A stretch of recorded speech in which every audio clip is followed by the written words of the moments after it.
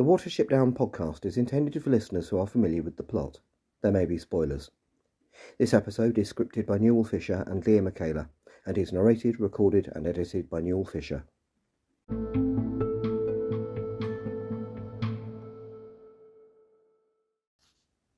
Hello, and welcome to the Watership Down podcast, episode 106, which is being recorded on a rainy day here in East Sussex, in which we will be looking at the third story from part 2 of Tales from Watership Down, chapter 10 of the overall book, The Story of the Terrible Haymaking. First, though, as the latest correction to my introduction to part 2 of Tales from Watership Down, I need to add that it is clear that there was actually room for a lot more tales of Mäkelä and Rabscuttle's journey back from the Warren of the Black Rabbit of Inlay between Story 1 and Story 2 that we dealt with last week. It is therefore clear to me now that Story 1, The Comical Field, is from early on in their journey, and the last 3 are from late in the journey, with the last of the 4, that we'll come on to next week, separated from 2 and 3 by a few days, as opposed to the indeterminate period between Stories 1 and 2, and the completely consecutive Stories 2 and 3. Hopefully, my introduction to Part 2 of Tales from Watership Down is now complete, 3/4 of the way through. Anyway, let's get back to Mäkelä, Rabscuttle and their new companions. I'm sure everything will be fine.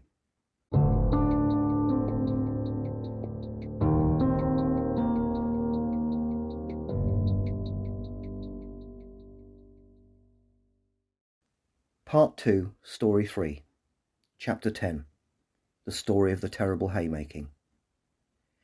The opening quotation is from The Face of Clay, an interpretation, written in 1906 by English author and playwright Horace Annesley Vachel.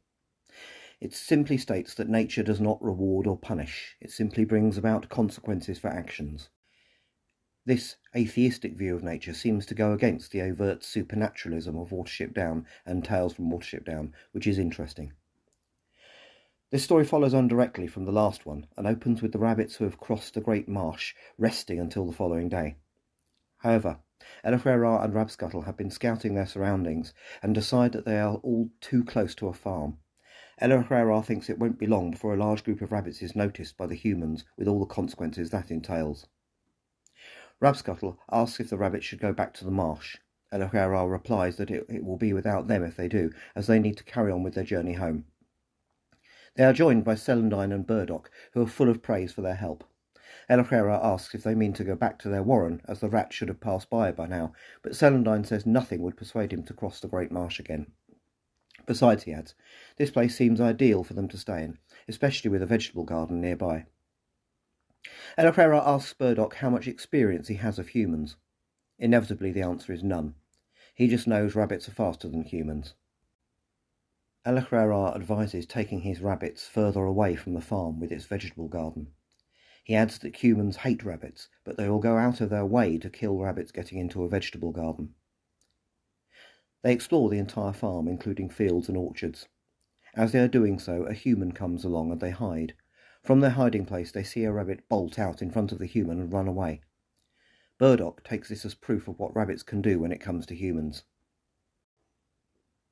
Later on, Rabscuttle asks Mäkelä if they should just leave now before the trouble starts, but Mäkelä wants to keep trying to get the rabbits to see sense. A few days later, most of the rabbits have discovered the vegetable garden, and there are conspicuous rabbit paths leading to and from it. Mäkelä goes to take a careful look and finds that the garden has been extensively damaged. He tries to warn some young rabbits about the danger, but they just point out that Celandine, the captain of Owsler, is there as well, and they know how to get away. The rabbits still haven't dug a warren, and the scrapes that there are, dug by pregnant does, are very conspicuous. Burdock and Celandine have grown distant from Mäkelä over his constant worrying over the vegetable garden. Only he and Rabscuttle are not in high spirits in this fool's paradise. A few days later, Mäkelä notices a couple of rabbits heading in the direction of the orchard.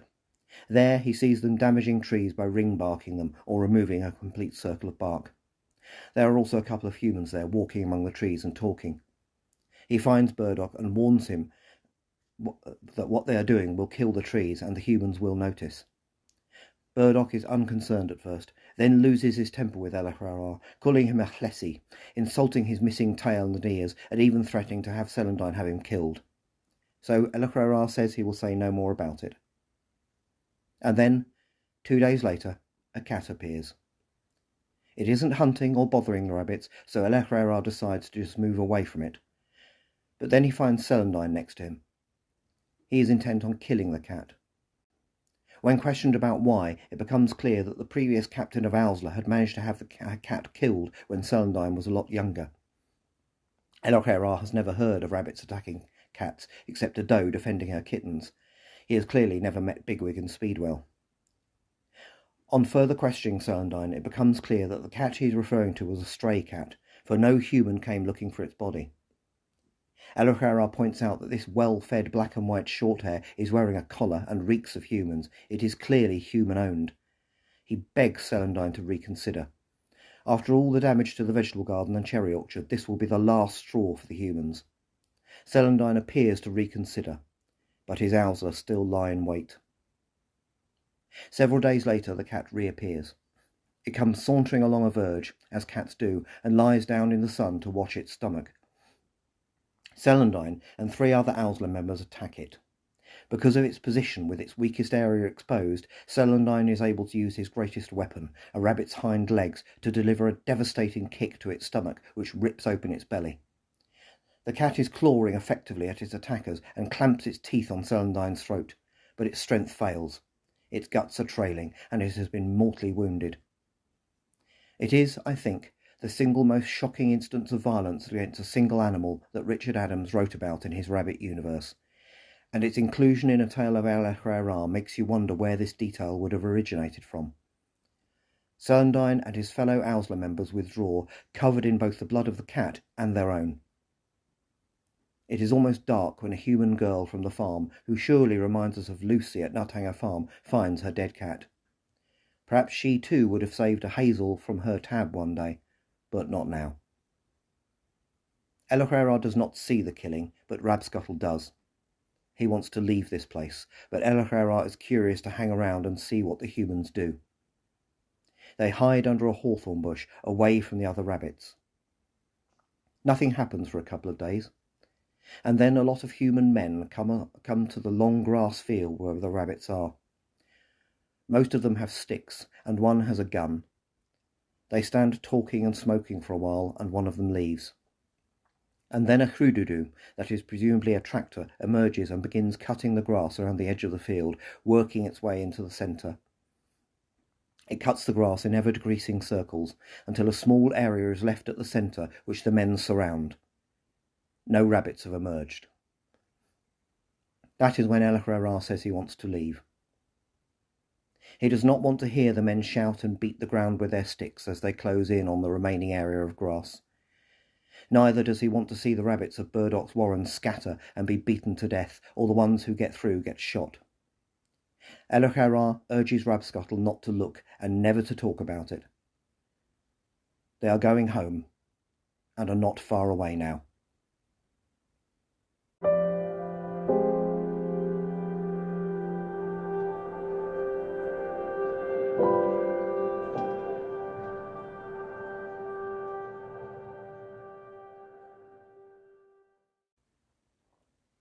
Is it canon?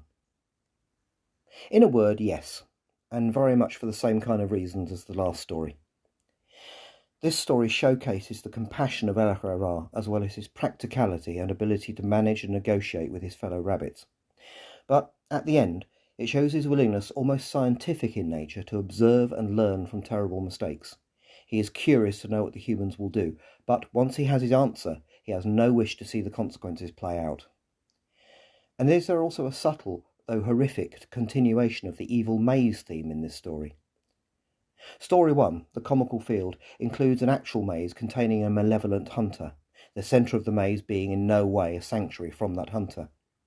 Story 2, The Great Marsh, includes a linear maze in the form of a harsh landscape, which must be navigated to evade a dangerous horde, but the end of the maze turns out to be even more dangerous. And Story 3, which we have just looked at, concludes with rabbits being driven into the centre of an inescapable maze of humans from which none escape. Just a thought. Leea Mäkelä adds, quote, After the triumph of making it through the marshland and saving all the rabbits, there's the fall in the next story, Terrible Haymaking. Rabbits of the warren turn proud, lazy and greedy, settle close to a human house instead of looking for a more rabbit-like place to build their new warren, ruin the gardens and attack and kill a house cat that wasn't exactly harassing them, and after that humans plot a mean and effective way to kill them all, though it is portrayed as justified revenge for all the damage the rabbits did. Leea and Rabscuttle are mere witnesses for this fall, as they try to offer advice but aren't taken seriously. For a while I was trying to read references to General Woundwort from this, besides killing of the house cat, but this isn't as clearly tied to other stories on Watership Down. It is tied to the previous story by the same characters, but it is still more of a standalone story, even if a sad and cruel one." End quote. As Leea says, sad and cruel. But it provides another rabbit attack on a cat to compare to the one on at Nuthanger Farm. Bigwig and Speedwell's attack on the farm cat was just as avoidable as the one in Terrible Haymaking. The expedition to Nuthanger Farm could have been avoided, but Hazel's pride, at arguably his worst moment as leader, drove it forward. So perhaps that lapse in leadership, which nearly cost Hazel his life, is significant. And let's face it, Bigwig wanted to fight a cat. But the raid did result in 2 does joining the warren on Watership Down, one of whom, Clover, later has the first kittens born there. And the attack on the cat is purely defensive by 2 rabbits against a cat that probably does intend to attack the raiders, and the cat is not killed or even badly injured, just warned off. Celandine's attack, by contrast, is pointless brutality. 4 rabbits attack a cat that posed no immediate risk to any of them. They do so in a highly effective way. No one can fault a fighter for attacking a defender at their weakest point with your strongest weapon, but the brutal killing of the cat serves no purpose beyond bolstering the ego of a captain of Owlsler who 3 days later is clubbed to death or shot as a direct result of what he did. It is simply not good enough that the cat was a Lil. I am absolutely certain that the oceans are full of sharks who would happily eat me if they got the chance, but I'm not, despite my surname, about to start seeking them out in a boat and killing them. Or am I being too human about this?